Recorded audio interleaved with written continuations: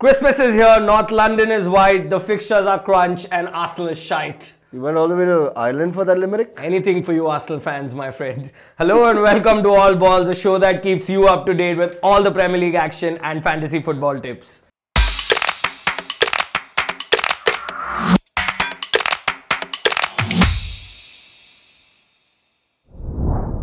I have with me today another heartbroken Arsenal fan, Carl.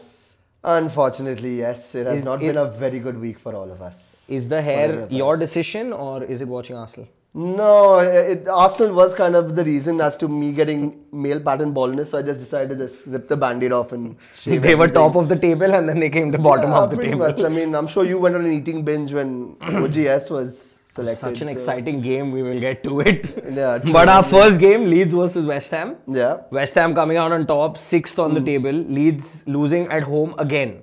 You know, after keeping 64% possession. Yeah, well, it looked like I have a little big bone to pick with this game because I didn't like the whole penalty part. Why not? Well, there was a penalty given to Leeds. Klich stood up. Fabianski, with a matter of milliseconds, like, you could probably count it out like, okay, fine, he stepped off his line, made the save. VAR comes in again, ruins the whole thing and says, no, it has to be taken again.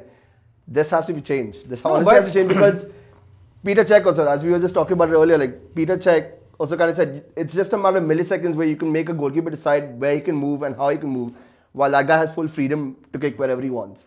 It's not actually fair to the keeper. But I mean, see, it's in the rule book and people have been a victim of it. United being a victim of it in the first game against Palace. Yeah. Where, you know, De Gea saved the penalty and he was off his line. Yeah, but you guys have gotten more penalties than actually... See, listen, that is a lost cause now. That's a lost cause, yeah, okay. So let's get past that. But I'm saying it even went in favor for United in the Champions League.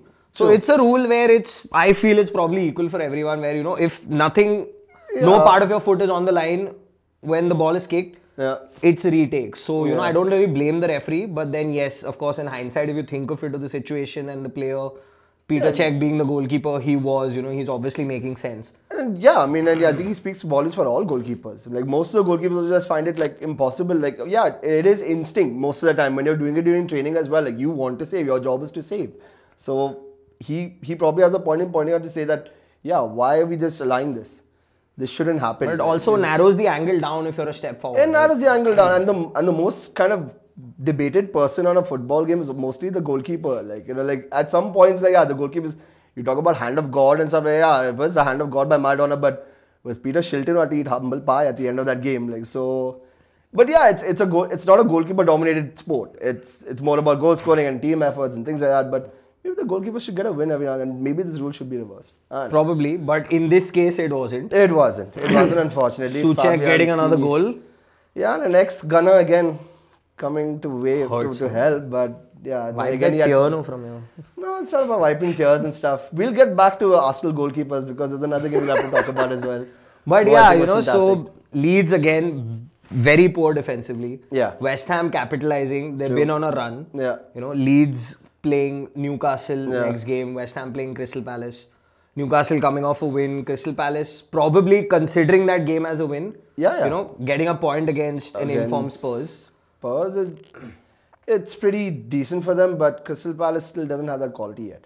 I don't feel that they can pull that off. So fair result, you feel, Leeds versus West Ham? Yeah, I think West Ham is winning deep. Another ex-United manager at the fore also as well. He's leading them well. He's kind of probably gelling them well. He just needs a fit Mikel Antonio. He's good at these mid-table clubs. Yeah, if he gets a fit Mikel Antonio and if he can get everyone gel, like Souček is also bailing them out every now and then, being a midfielder, and he's like a defensive midfielder, if I'm not mistaken.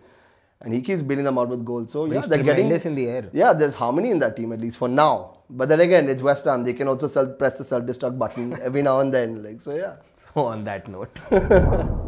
An MMA cage fight at the Molineux, which saw 11 cards, 9 yellows, 2 reds. I think the referee just came back from a weekend at Vegas. I think he was just in that mood of just playing with cards at that point. Yeah, he just started card for you, card for you, card for everyone. Yeah, but I think it was justified. But I like the whole snatch and grab by Aston Villa. I think they did pretty well. They were resilient.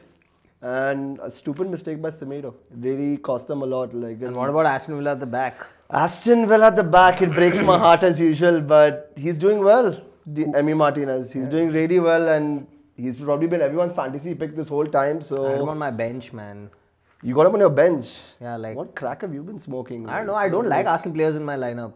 He's not an Arsenal player anymore. Was no anything associated. I don't like. Yeah, but he made 7 saves. He get he's 11 good. points or something. He's like good that. quality. I mean, he's a guy who's aspiring to be the Argentina #1, you know, and he's building quite a reputation as well. Yeah, you'll have a couple of bad games because it's Aston Villa.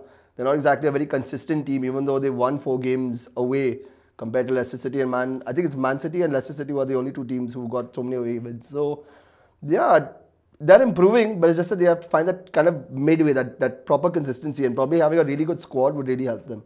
And they've got their talisman. They've got Jack Grealish.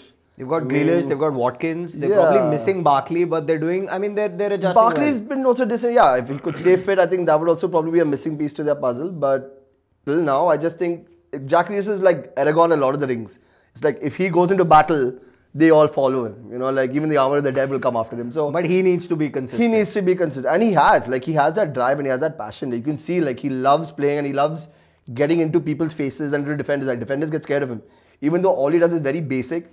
It's just a lot of pace and a lot of skill, and he's pretty smart. Like his trickery is really good. But yeah, I think people look out for that. And Wolves, you think missing Raul Jimenez like Yeah, majorly? I think they're just not only missing Raul Jimenez. It's just like another team we will talk about later on, where I think there's just a lack of drive and spirit, a lack of desire again. I think Spirito Santo has a lot on his hands to find firepower. I mean, you've got people like Adama Traore, you've got people like Podence, Neto. who are good, Neto, Ruben Neves and stuff like that. Okay, Coutinho is not going to be there for a couple of games, but you have quality players. And if you had that quality, you should find some kind of avenue where you can score goals. Because they've had a very, hot and cold kind of season. Like they They catch have. form, they lose form, they Yeah. catch form. So I think that's something which they didn't have last season. They were consistent They last were season consistent as a last unit. season, yeah. It's just breaking maybe a little bit Pretty with the new much. players coming in, losing Jimenez. And also Jota. Jota was also a very big Exactly, loss to yeah. them as well, going to Liverpool. So it's a process. Again, I think Espirito Santo is the kind of guy who can take up that responsibility, who can do something. But time, it's ticking. They have to find that kind of harmony to gel with. So you and see where they Wolves go. or you see Aston Villa finishing in the top 8? I think at this point right now, we're not even at the halfway point, right, of the season. So it's too early to say. If you had to. If I had to, I'd still say in terms of consistency, I'd give it to Wolves. I think Wolves would probably have a better chance. Aston Villa, again, like they'll struggle a little bit more. They'll probably make it mid-table. But Wolves, if they toe the line, if they can get someone to replace Jimenez or something like that, why not? So we have Arsenal and Arsenal-related players finishing mid-table. Pretty much. Ooh, I got him. Yeah. We'll get to the Arsenal part as well. Don't worry. Newcastle beat West Brom at St. James's Park. So I think there are only 2 things to talk about. One is that Almiron scored in the first 20 seconds. Yeah. And the other is that West Brom lost again. Yeah, well, West Brom probably is going to be one of those relegated teams this season, honestly. So we've And- got 2. We've got Sheffield and we've got West Brom. I mean, they're such a bad team that a guy like Joel Linton looks good in front of them, and it's sad, but it is true. It's not like Joel Linton's a prolific goal scorer or anything right now at Newcastle. I mean, you'd rather take your chances at, who's that guy, Andy? Carroll. What's his- Andy Carroll. You'd rather take your chances with him. He'd probably pluck in 5 goals than Joel Linton. But that ball was fantastic. But he looks And better with Callum Wilson playing he alongside Callum Wilson. He does. And I think Callum Wilson is also someone who feeds off of his energy as well. And then you have a pacey guy like Almiron coming from around the wings. It's good. And again, that was a really good quality ball that he gave to Almiron. And St. Petersburg, I mean, not doing anything. Pretty much. But it is what it is. You can't expect too much. So West Brom's going down. I think so. I mean, their own players are coming back and scoring against them. Yeah, well, again, we'll That's get to just that. treachery. That's just treachery. it's called green treachery, but yeah, it's fine. But yeah, so West Brom's going down and Newcastle. I think West Brom good is going 3 down. points. Newcastle, I think, will stay. Yeah, good 3 points for them. They've, again, dug deep, even though West Brom came back into the game and stuff like that. So, yeah, give them props for that. Well done. Yeah, so we watched paint dry this weekend. It was Manchester versus Manchester United versus Manchester City. That cone's looking good. I've seen snails with autism that move faster than those players. For once, I will agree with an Arsenal fan. that was just, it was the most pathetic display of football. Like, I've had friends who tell me the game was end to end. I'm like, bro, which end are you watching it from? In the middle, what in the end are you in the watching it from? center Like, circle. are you watching from the ball boys' point of view? Because it clearly didn't feel like that. Like, There are no ball boys. Oh yeah, they have it on the side now, right? I noticed that Arsenal now. fans are so out of We are lost as Arsenal fans. You can't help it because right now... Derby. We're on the derby. It does Yeah. not revolve we'll around get back you. To that. We'll get back to that. But yeah, the Manchester derby was just horrible. It was boring. I think even for a purist, for those who weren't Manchester fans, Manchester United fans, or Manchester City fans, it was just boring. Every team was both of them were playing fair. I mean, too safe. Sorry, not fair. So yeah, there's a they stat. were just- It says maximum take-ons on the pitch was Yeah. João Cancelo, which Yeah. was 4. Okay. And United's best player was Shaw, with 2 tackles and That 3 explains. dribbles. That's exactly. what I'm saying. That explains enough. Like, I mean, 2 best players were Maguire and Lindelof, and I never thought I'll be saying that. Well, Maguire, 80 million. Well, with that block of a head that he has, obviously he's It going took to me be 1800 decent years against- to say he's a good player. Like, he played well in one game. He played well in one game, but He also- didn't get outrun by Raheem Sterling. He didn't get outrun by Raheem Sterling, but you just saw David De Gea and Edison just sitting. Just No, he had literally one. sitting. He had one save, I think. One save. I'm like, ooh. And Mahrez shat once, but apart Manchester from that, derby. Oh, like so much of hype. okay.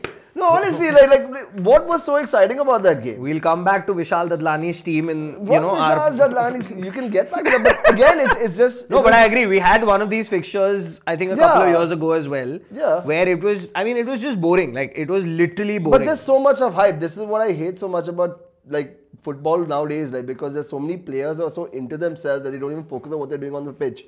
And it's games like this where they really have to put it all, especially when it comes to bragging rights in Manchester. I mean, the red half is loved all around the world, but the blue half is actually Manchester. So, and you don't see any much of a rivalry out there, and it's sad. Speaking of that, there was, Roy Keane's comment saying that at his time, there was Yeah. fights in the dugout Yeah. and here he hates seeing players. There's no energy, there's no passion. Like, there's no kind of like, again, I hate to use the term, but you'll probably beep it, but there's no shithousery. Like, there's no people like getting into people's faces.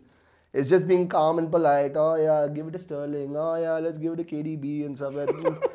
And oh, look, Pogba's running finally with the ball. Like, that kind of a thing. And there just wasn't anything fun about that game.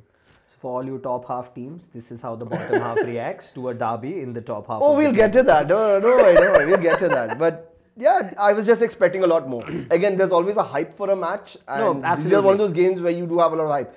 And it didn't deliver at all. You've seen exciting goalless draws, but this was nothing. Nowhere close. This was No, I nothing. absolutely. Like agree. you could say, okay, let's give a pat on the back to Edison, or we'll give a pat on the back to De Gea. Like it was a good defensive display, but this was nothing. It was just boring. I want 90 minutes of my life back. Ask him. Yeah, well, I want another 90 minutes of my life back also again. Like, so yeah. Ancelotti gets a better Lampard. No one expected that. No, but it was a really good performance by Everton. I think they played as a really tight unit. I think they soaked it up more They than soaked played. it up more. Yeah, you could see also again like there was a lot of cohesiveness between them, especially at the back as the defense. They were doing really well. I mean, Chelsea took their last shot on target was on the 28th minute.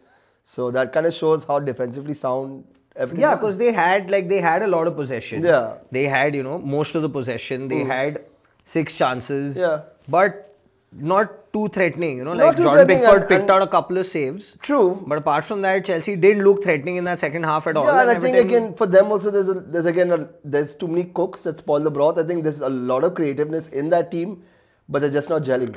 Like we still have to see the best of Kai Havertz. Like I've seen Kai Havertz in the Bundesliga and he was phenomenal. I think he's just still getting adapted to the Premier League, the physicality of the Premier League. Then you have someone as sublime as Ziyech. Now Ziyech is really good. Like I've seen him play and I think he's been doing pretty well and it's unfortunate that he's injured. Maybe that's a creative influence that they can get in as well.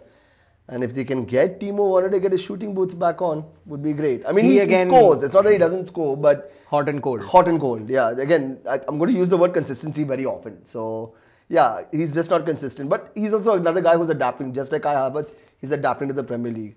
But kudos to Everton. They did pretty well. I mean, give them credit because at the back, Yeah. they didn't have Coleman or Luca Digne over there. Yeah, They true. played Holgate and Godfrey. yeah. Again, a right-footed player playing at left back. Yeah. So they held the line well. They held the line And, well. Yeah, I And mean, Alan being Alan. Alan was, I think, that focal point right in the center who was getting all those take-ons and stuff. I think he was their main man from there. He's probably But- been their best player this season Probably. after Dominic Calvert-Lewin. Yeah, I'd probably say so as well. And I'd give a shout out to Yerry Mina. For some reason, I think like he's kind of underrated. I know people don't like him that much, but for a South American guy, like just making his way through the English Premier League, like not many make it that way. He's scary when he comes to head the ball. Yeah, but yeah, he's a big towering defender and he's strong. So, but again, this game also has to be remembered that for a fact it was an error by Mendy. I was just coming to that. You think Yeah. there's something in that, that Chelsea goalkeeping spirit, where somewhere or the other, they come and they shit like this. No, I think Mendy 'Cause is that a was good stupid. keeper, but it was just a lapse of judgment, I guess. Like there were players around. There could have been someone who could have taken. He didn't need to come on. DCL on, yeah, but he just probably said, okay, fine, the onus is on me, and he made a mistake. He had to pay for it, and yeah, they gave the penalty. So it was unfortunate. But Chelsea didn't really do much after that as well. Like they were throwing the kitchen sink if they had to, but it didn't feel like they wanted to. And big game coming up for them away at Wolves.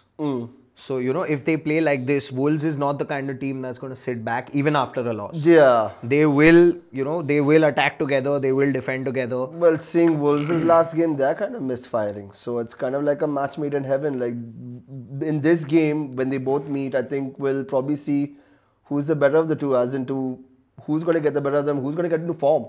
Because it's an important match for both of them, because none of them are in form right now. They're And both coming up Everton's from a loss. next game at Leicester.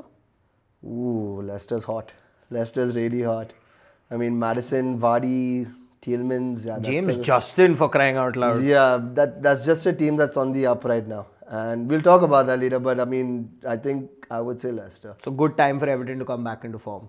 Good time for Everton to come Not back even into form, but just to get those 3 points, to It's dig a those good 3 time. points I out. would say it's a good time to get back into form, and they have the right kind of manager with Ancelotti. Ancelotti probably is a man who's proven his track record is phenomenal. So if there's anyone who can take them to Europe next year, it's him. But again, consistency is going to play a very important factor. And if you can get James Rodriguez or James Rodriguez fit and firing, yeah, Europe isn't that far. Okay, So, last yeah. question. You prefer Tammy or Giroud? Giroud, obviously. I mean, for reasons. Ex-Arsenal player? Ex-Arsenal player, although he did kind of made us feel bad about the whole thing. But yeah, I guess. Listen, there are players who you all have who have gone to other clubs and succeeded. And there have been some who have also gone to other clubs and failed horribly. Yeah, but name the ones who succeeded. No, there's Clichy, Nasri, Van Persie, Gnabry, Chamberlain, Yeah, I don't really care Giroud. about That Nasri. list doesn't end. That list doesn't end, but they went for greener pastures. That's fine. It's my club that I have to worry about. Look at him so- supporting his club. I mean, one guy left Manchester United and became a legend at Real Madrid. So He was a legend here also. yeah, but I think he achieved a lot more in Real Madrid. I mean, Because he 450 went there goals at is his pretty big. peak. You don't get me started on this. Southampton versus Sheffield, St. Mary's. Yeah. We have a Southampton fan. Yeah. Happy with the result. Yeah, they did very well. It's pretty obvious, no? Playing Sheffield. Sheffield's just a team again on the down. They did so fantastically well last season. They were again a good, well-gelled unit. But you would think that by adding Ryan Brewster to their team, added more firepower He's untested. and Young. untested. But you sometimes have these young players. I mean, Southampton should know because they kind of breed a lot of good young players who went on to have better careers. So it's just something that you have to try. But yeah, unfortunately, Sheffield is just not finding the right kind of form. They're just going to play party poopers now, I think, for the rest of the Premier League. Pretty much. And I mean, I kind of question even the goalkeeper. I think for the first 2 goals, I'm not the best goalkeeper. I play goal sometimes with my friends and stuff. I'm not the best goalkeeper, but it's kind of like a schoolboy thing where you keep that first angle, the Near first post. post. A crime. And he's just standing there watching it and just, like, Che Adams just nips it in. So, kind of weak on that part. And then the other one was going on his wrong side, So, it's sad. It was a deflection, but well, what can you do? But Southampton on the other side, they have Ings back. Yeah. They have Vestergaard and Bednarek flying all over the box. I think they're right now a really good combination of defenders. And there's unity in that team as well. Like I think Ings was also kind of like the glue that keeps them together. So yeah, again, if they keep firing, that's great. No, that But- backline seems very strong with McCarthy, Walker Peters, Yeah. Bednarek, Vestergaard, True. and Bertrand on the left. Yeah. So it seems like a very strong backline. And Ward-Prowse all of a sudden has sprung to life, in the last 4-5 games. No, Ward-Prowse has always been a good dead ball specialist. He's been a good dead ball specialist, Very but good dead ball specialist. he got his goal from open play. Yeah. He's he's getting he's getting more assists. And Southampton sitting high on the table. Even Romeo is now looking strong at the back. Armstrong finally within the goals. Yeah, I guess again, it just comes down to unity. I think because they've been playing day in and day out, probably as that squad, Even though they have their subs and stuff, I think they kind of find that gelling Found the right mix. from the right mix. Like, so yeah, that Hasenhüttl has found like a proper mix right now with them.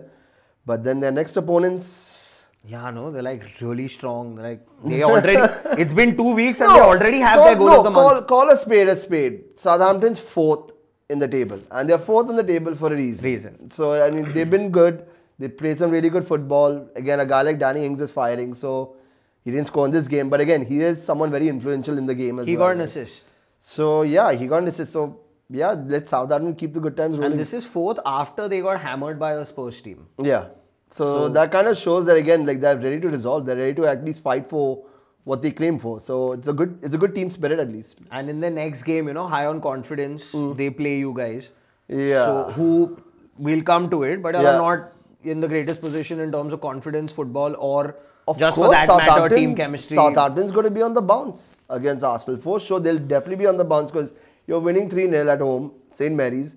And fine, I think we're playing home. I think it's Arsenal playing home again, and we've not been doing really well. All that matters, yeah. But we'll get to that. But yeah, I would definitely say Southampton's are the favourites. And Sheffield playing United. I mean, yeah, but yeah, see again. and United's away. It depends on the United team that turns out again. No, they're away. I don't want that United team that played the Manchester derby. I don't want that. Because at the same time, you're going to have someone like Henderson who's playing his ex team, even though he was a United player, he was there on loan. You're going to see that kind of Sheffield United team turning up saying like, okay, we've got nothing else to lose. So might as well just throw it at them. And then Henderson, let's beat them. Yeah, and if Maguire goes missing as he usually does, That's normal. Yeah, so again, that's not the team I want to see. I want to see some guile. I want to see some finesse coming from Man United, which we don't see that often. But usually in the away games, he plays a little more attacking. Plays- That lineup is most important. Yeah. Like suddenly if you have a Dan James turn up, then you just switch the television off and Yeah, but Dan James is kind of like a one-trick pony. Like He just runs. He just runs. That's all. Like I was telling you earlier, like he can take a hit, he runs, but that's it. he runs back, runs front, runs back. Yeah, that's it. Like I mean, he's pacey, but there's no finished product to him. So try something different. Let OGS go for something different. I don't know. Put Pogba up front, put him behind the strikers or something. I don't know. Get spicy. I don't know. That's a fight I've lost. That's Why? a fight I've lost again and again with myself, with people, with my conscience, my soul, my kidney, everything. Yeah, but what are your thoughts on Pogba? This whole reign No, in I United. just feel, we had Azim on the show previously who said that he's a luxury midfielder, and I kind of agreed with him. Yeah. Because yes, he's been played out of position. Yeah. He plays on the left. But even when he's played in the center, there have been games where, he's come on, he's gone to the center, Bruno's gone to the left. Yeah. But he's still not shown that drive which he had initially when he came in, or when he had those little phases of form. Yeah. Apart from that, like maybe against Leipzig, he had 10 minutes in True. him where he got the goal. He got the goal against West Ham. Yeah. But apart from that, those were just glimpses. Yeah, that's what I'm saying. There is genius in Pogba. But it's in bits. Those Yeah. will not win you games. They won't. There is They a genius definitely in won't. Bruno which is going on for a while. Oh yeah. I mean, I'll put my hands up. I honestly thought Bruno was just a penalty guy. Like I've been observing him as well, but gradually I've been watching games now where he does have a very big influence in the Man United game. Thank you.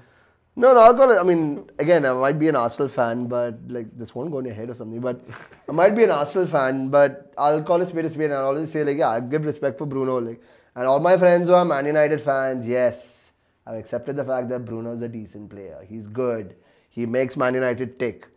But the Who problem. thought an Arsenal fan would say that? Yeah, but That again, you still have. I don't know how much is the price. I'm going to pick an imaginary number, but I 80 think million, Harry Maguire. Good night. Take it's- care. Okay, fine. Palace getting a point against the table toppers. Okay. While I know it'll be very heavy on you, but how Yeah. good have Spurs been? Spurs has been fantastic. I can't say anything bad about it. It breaks my heart to say it, but they have been a pretty good squad till now. Unbeaten so far. How good has So- Harry Kane been? Harry Kane's been great, but I was just thinking about it earlier. Like, probably since Andy Cole and Dwight York, have I ever seen like two players combine so well? Even though they're not playing in tandem, Son and Kane really complement each other. Like either one assists for the other one assists for It's the- just the both of them. Yeah, it's just the both Still of a them. better And story even than though Harry Twilight. Kane is that point man, that guy at the front, Son somehow just comes out and picks something out of nothing. He's, like I was telling you, he's now become a number 9 come number 10. Yeah. Where he drops. He Yeah. had 2 assists last season. 2. Now he already has 11, plus he has 10 goals. 10 goals. So he's fulfilling both those roles. He's been involved in 43. Yeah. You know, so Well, that's probably huge for Spurs. people must have given him bad words for not squaring it up to Raheem Sterling in the World Cup. So now he's probably realizing, now start passing it to the but other guy. it's just Let been him that. knock it in. It's been Kane and Son combined. Oh, yeah. It's been Højbjerg and Sissoko doing the dirty work. Yeah. It's I been think Ndombele Højbjerg's driving. Yeah. And, I mean, Lloris at the back. The defense, I would still say suspect besides Alderweireld. I think Alderweireld's Reguilon's done very good. Reguilon's great. I think Reguilon's been fine, but the rest of the defense, again, dodgy.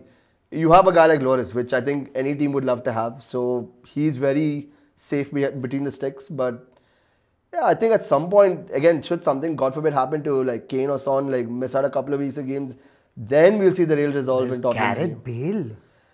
Who knows? If there's anyone who can get the best out of Gareth Bale, it can definitely be Jose Mourinho. He's a proper man motivator. But he's not been playing recently. So He's not been playing. He's probably working his golf stroke, more or less. chilling with Mesut Ozil. Yeah, probably. Taking those Turkish golf courses and stuff like But that. sad goal for Lloris to concede. And bad goal for Spurs to concede, because considering that Liverpool also drew, I mean, they could have been 2 points clear going into their fixture versus Liverpool. But don't take away the equalizer for Crystal Palace because it was a good quality ball from Eze. A little bit of mix-ups in the centre and Schlupp bounced. And they were putting pressure before that. Crystal Palace was They were getting the the home shots team in, and again, Benteke winning those aerial balls. Yeah, and can we just mention it's such a nice relief to have people in the stands. How wonderful is that? Like, I don't know about you, but it's nice to at least have an atmosphere now. Yeah, we don't have that. Yeah, I know. Tier 1, Tier 3. Well, I mean, soon, top half yeah. teams. I can't even say like Champions League teams anymore because but again, having people in the stands gives you such a different vibe. Like, instead of just hearing things coming out from a speaker. You could feel the energy even yeah, when they were putting the pressure, when they scored the goal. The goalkeeper from Crystal Palace, Vincente Guita, like he was phenomenal. 2 really good chances, especially that free kick at the end for Beric Dyer was phenomenal. Some 7 shots from within the box. And you could see the crowd behind him, like just pushing him on. Like that was a mad save. So yeah. But Spurs, technically, if you feel they've dropped 2 points, going into a big fixture like Liverpool, now both have come out of draws.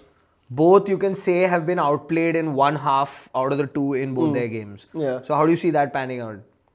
I think it'll either be a goal fest because both have really good attacking options, or they're just going to again play safe. It's going to be another Manchester derby. Oh, I know why. Lord, you have to get over that. It has to be that because I mean, again, you'd rather not lose points. I mean, you'd rather just gain a point than to lose 2. But I don't see Spurs and Liverpool like playing out a 0-0, honestly. No, it won't. Of course, it won't. But again, with the quality of firepower they have compared to Manchester United, no disrespect, but yeah. Sure. But yeah, like they do look like the teams who can actually pick a goal or 2. And again, 2 good goalkeepers as well. You have Lloris, you have Alisson. We'll see. So hand on heart, Liverpool. And again, we were talking about defenses. We said about like I was talking about how I feel the Liverpool have Henderson, centre back. Again, Liverpool's also like to the bare minimum at the back, but they've been pulling it off as much as they can. I think Klopp's going to come play centre back with Henderson versus Spurs. No, I think it's just a matter of time. I think Dyer's going to go take a dump in the middle of the game. Hey, but kudos to Fabinho still playing centre back, man. I mean that guy. He gave away the penalty. That was a midfielder's tackle. Yeah, that was a midfielder's tackle. But again, for a guy who's normally a centre defensive midfielder, it's very easy to slot in, but he's been doing a pretty fair job. Because I heard in the first game where Palace played United and Czech Kouyaté was playing at centre back. Yeah. Townsend said that as a midfielder playing at centre back, you still have to adjust because as a midfielder you have that little ungli in you, to go win the ball. True. As a centre back you can't do that. You have to back off. I think Fabinho's little midfield instinct came in there, where he went to get that ball but he lost out. And it also helps him because again he's a centre defensive midfielder. Like he keeps hovering around. So yeah, it helps him in his defensive. And on the other side, Palace playing West Ham. Your prediction for Palace playing West Ham. West Ham's in form. They've also won a game. Palace got a point. Palace got a point. It's the battles between Roy and David Moyes. I think I would give this one to West Ham just for the attacking prowess. Fulham Liverpool at Craven Cottage. Liverpool being outplayed first half. Oh yeah, they were blitzed. Absolutely blitzed. They were shocked. Pretty much. But again, it's a makeshift defense line as well, and it's probably just Alisson trying to keep the sanity of the defense No, but they line as had much as possible. Alexander-Arnold, they had Robertson, they had Fabinho and Matip. Yeah, but I guess Alexander came off later on, and then Later on, no, first half though they were. Yeah, but again they got blitzed though. I will say that. I mean, they didn't expect Fulham to come at them the way they did. they just came at them, and full marks to that De Cordova Reed, I think his name was. Good goal. That was a pretty They good played football. For a guy to beat Alisson from that angle, like you would think Alisson's a guy who can stretch that much, but surprisingly he beat him. Like that, it was just sheer power that went through. And So you know, they didn't like sit back and hit them on the counter. They actually they just took kept the coming game at them. to Yeah, they kept coming at them. Like, I guess it's that home advantage. And as I keep stressing on, like fans and attendees coming there and the noise, the atmosphere, I think they also felt kind of like ready to go. Like they were pushed. So yeah. And then, like we spoke Not the best before, result for Liverpool though. Yeah, they missed a chance to go to the top. Pretty much. They had 75% possession. They dominated the second half. But getting a goal via penalty. Yeah, and even Salah was also kind of lucky to get that because that ball Yeah, just it was went right right under there, the goalkeeper. The goalkeeper went in the right direction as well. So it was, again, I think it was Fulham's game to win. They said in commentary that, the power beat the goalkeeper, but it wasn't that powerful as well. I think it was just timing. I think it was goalkeeping just error, probably. Error and timing, I from, guess. goalkeeper who did well. Like Areola had a pretty good game. Yeah, really good game. I mean, when you're coming up against the front line of Liverpool and stuff, yeah, I would say any goalkeeper, if he just loses, if he gets a 1-1 draw, that's a win for him. Why not? Like, okay, it's not a clean sheet, but why not? And too soon to say, but Liverpool did kind of miss Diogo Jota coming on. Oh, yeah. That extra energy, that extra finesse. He's been their best buy, I think, for a while. I don't know, probably after Salah, I think, who's been their best buy, but they're missing him. But now I think it's now, again, if there's a guy who motivates players, just like Mourinho, Klopp is the guy who gets the best out of youngsters. He discovered people like Alexander-Arnold and stuff. So if he can motivate all these younger players to try and push them further, take the mantle, yeah, they can get some results out. And Liverpool, like we said, coming up against Spurs. Yeah. So they would want to fix that first half. Yeah, of course. And again, as we discussed earlier, it's more about two good really attacking sides. Who's going to blink first? Who's going to, again, two good quality goalkeepers as well. So who's going to blink first? Quality managers as well. Yeah. And or else who knows, it could be a game where you could just have something completely sublime, like like a random red card that just ruins the game, or Salah kicks it out of the corner and it curls it into the goal or something like that. It could be anything. These are one of those games. That's what you expect from the kind of these hotly contested games. But yeah, again, coming back to Fulham, you heard Scotty Parker at the end saying that they were disappointed with the result. Yeah. Which says a lot about, how he's now getting the team back into form. Yeah. Probably they're getting the goals. Yeah. They're getting the results, even if they're draws. And a draw against Liverpool is as good as a win. Oh yeah, for sure. So, full marks to Fulham, but kind of a shock to Liverpool in the start. But again, like Leeds, they got lucky, with a penalty. Yeah, but full marks to Fulham. Again, but Liverpool probably missed out on some good opportunities. Long live VAR. Well, I was just talking earlier about like that whole Fabinho incident, but let's least said the better actually. Long live VAR. VAR is just horrible. I know. I just think it's just ruined this game. I don't understand the fact how you have 4 guys or 5 guys, I think you have, like, who sit in a place that's not even in the vicinity of the game, and they decide an outcome of a game. And they've given some pretty shitty decisions. It's been horrible. No, it's been horrible. Whether you're a United fan or an Arsenal fan, it's just been absolutely horrible. And even this whole armpit rule and stuff like that, like, I mean, come on, like, something needs to change. You don't spray Dio handball. Yeah, again, it's a corny rule. I mean, I understand that they're trying to do it. They're trying to import technology into the game, and they're trying to make sure that they don't make mistakes. But every now and then, that kind of adds to the masala of a match. Like, I mean, we have those kind of, we wouldn't have a hand of God if we had VAR. So you kind of have these kind of cool milestones in football that would be helpful. But if VAR, I think VAR, honestly, I think it was in the last World Cup that I think they left it to the teams to appeal. Instead of them coming to instead of VAR coming to the referee, play it like how you have it in cricket or tennis. I think, like, you have an appeal. You challenge. If you challenge it, you win it. Fine, go get it. But then, I mean, it just delays the game. It VAR on a whole delays it. Yeah, but it delays the game. But it would also solve the thing about diving. Like, if a guy has dived and they'll be like, oh, go review it, he's like, no, I don't want it to be reviewed. But it's fun, How else would you pick on Suarez and Ashley Young and Sterling? Yeah, how? But again, that kind of cleans up the game. It cleans up the biggest problem of diving, which I feel is very important. But then it's making it a little too clean, no, with the handballs this much and situation. Those things have to yeah, stop. exactly, Of course, I'll like agree on with the you on line that. and But crap when it like comes to, again, like I would just say leave the power to the players. Give them the benefit of the doubt to ask for a review, basically. yeah, but coming back, Fulham had the power and Liverpool still have a lot to work on. They have a lot to work on. They have a lot on their plate now with Tottenham. So we'll see the special one against Klopp. And now we shall talk about the dumpster fire that was Arsenal versus Burnley. And before I say anything, I shall give him the opportunity to speak first. I've said enough. Your goals remain the same. Yeah. I mean, you're just lucky that 2 weeks into December and you already have your goal of the month. Yeah, thank Which is you from very open much. play. Yeah. I mean, The month's not Aubameyang- over yet, though. No, Like that's okay. We still have Boxing Day. I mean, Probably have a couple more max. no, That was Saka deflected shot going in, then you'll have Gabriel running in from there and scoring one no, more. we're still expecting some Mustafi own goals as well, maybe. Ah, Like okay. this- No. yeah, I'm talking about there's the still a goals few you've left. scored. Like, you know, Yeah. how people were happy yesterday that Aubameyang's finally on the score sheet.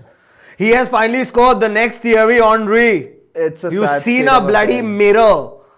Thierry Henry, Aubameyang, 2 goals, 12 games, all 4th in goals scored Firstly, from the okay, bottom. okay, wait, you wait. conceded 15 goals. No, first let's get the record straight. Aubameyang, no matter how good he is in no comparison to a guy like Thierry Henry. Let's get one thing very fans, clear. it's not me. Yeah, okay, fine. That's Arsenal fan. I'm not exactly that kind of an Arsenal fan, but I would compare the two. Aubameyang's good. Thierry Henry's godlike. Let's just make that. And I thing also want to easy, just yeah. point something out that this is that same beanbag. Yeah. It's just a different fan. It's the same team. Oh, okay. Okay. But yeah, there's definitely something wrong with this club. You can stem it down to probably the owners or the management or the manager itself. But from what we see on the pitch, at least, it's clearly the players. There doesn't seem to be any drive. There doesn't seem to be any passion.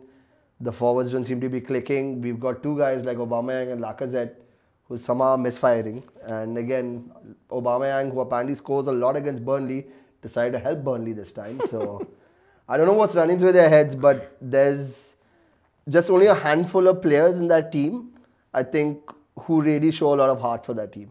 And a few of them, and actually a majority of them are actually the Haaland boys, the youngsters. You can't hold them responsible because they're still young, they're still learning their trade. Maybe you can throw in Saka, but Saka's been consistent. He's been really good. But I think it's the senior players who really have to take the mantle on this, especially a guy like Xhaka. I'm sorry, but if Xhaka if Xhaka was a trophy at the end of a running race, I'd run backwards. No, I would run backwards, honestly, because I wouldn't want a guy like Xhaka on my team. That. No, I don't know whether it's the fiery Albanian in him or it's probably he eats a lot of cheese and it's just high cholesterol or something because of being a part of Switzerland. But he's been probably the most inconsistent player. Like, he's not even hot or cold. I don't even know whether he is in that form of being hot or cold, like any state or like whether it's solid, gaseous or liquid. But yeah, he's horrible.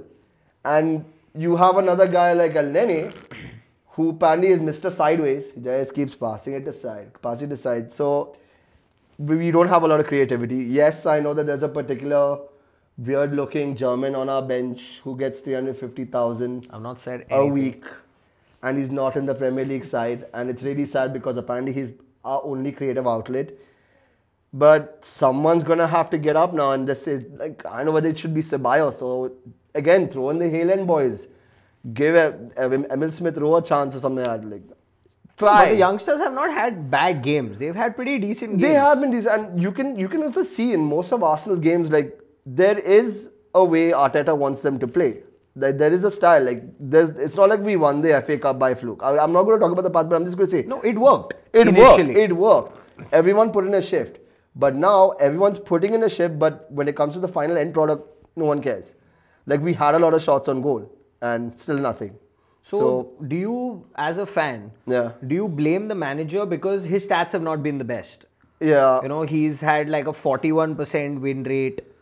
Do you blame the manager? I don't do you blame the manager. the players? Do you I blame think- something I in the think- dressing room, the management? I think it's more on players. I think it's a lot about the mentality. I think, again, we are now living in a day and age where I think they're so easily distracted.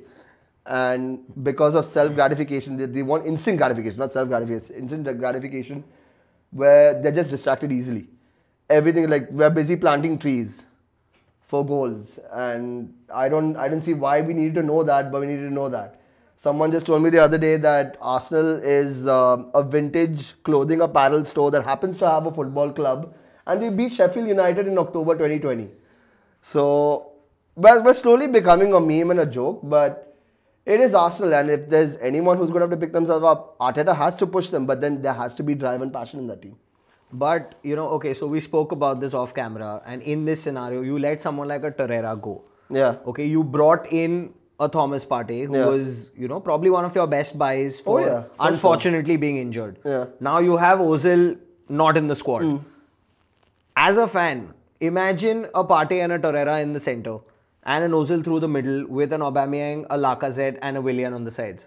That is a lineup even the best defenses would fear, because Ozil doesn't need to come back. He has Partey and Torreira doing the dirty work for them. You have good wing backs. Getting in Gabriel with Holding in the form he is in is not a bad combination at the back, and Leno is probably been one of your best players this season. Oh yeah, for sure. So it's not a bad lineup, but then again, it comes to bad decisions by the management.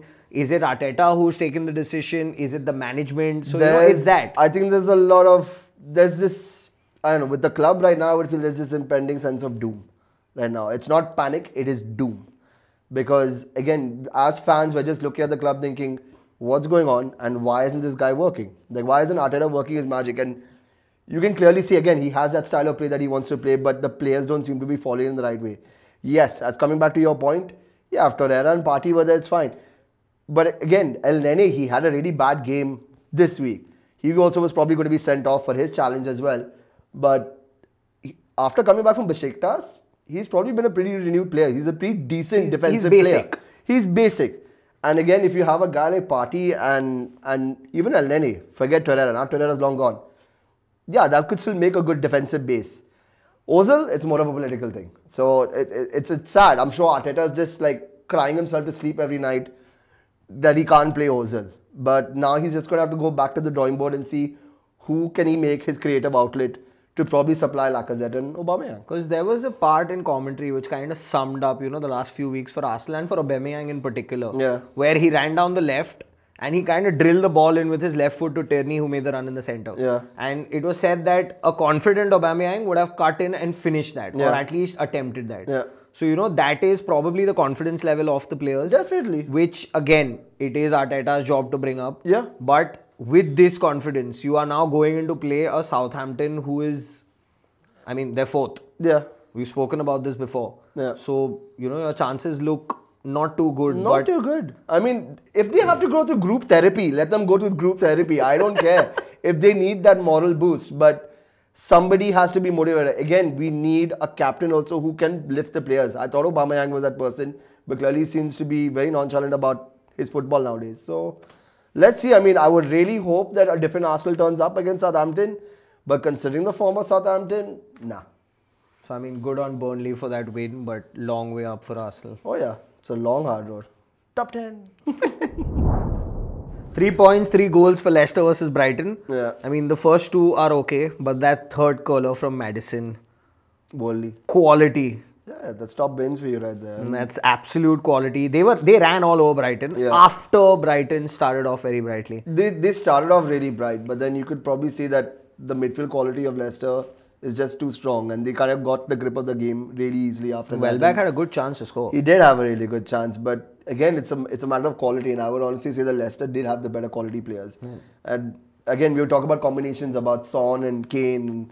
Maddison and Vardy are not that far apart as well. They combine really well as well. And you also have a guy like Tielemans also is there to kind of connect with them. So yeah, they're on the run as well. And talking about Leicester's squad depth, he used to play Harvey Barnes in the number 10. He ran out of form. You have someone like Maddison come on. That is true quality. Well, again, he's another creative inlet for them. He's someone who can get that killer pass. And if you have a guy like Jamie Vardy who's latching onto it, at least 99 out of 100 times, he's going to score. So, yeah, they've been absolutely lethal. Yeah. And Brendan Rodgers has, since he's taken charge, Vardy has 8 more goals than Salah. Yeah. He has 42 and Salah has 34. A lot of people everyone thought the jury was out on Brendan Rodgers. But I honestly thought he was a pretty decent manager. He almost won Liverpool the league until someone slipped. But yeah, like no, but you could see that there is a good motive. There's a good team man right there.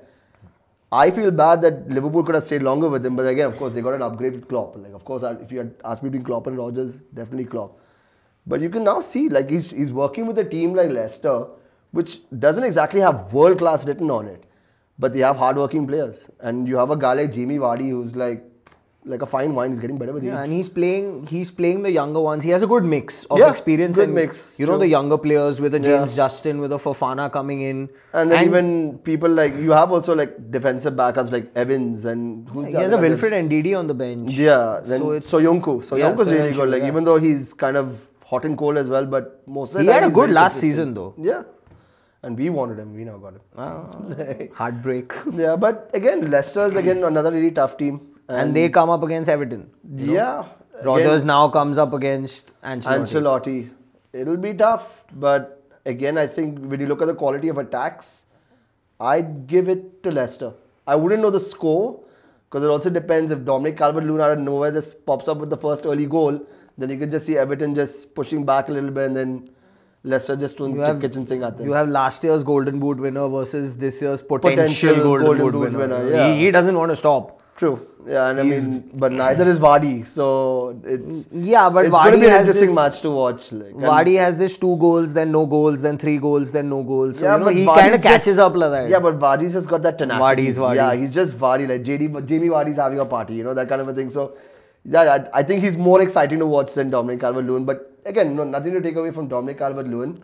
Great forward, he's in form. So, it'll be an interesting game. But I would probably see Leicester taking this one. And Brighton now going to Fulham. Fulham. You know, Fulham full of confidence. Again, like Yeah. Crystal Palace, for them it's a point gained rather than, 2 points lost, of Yeah. course.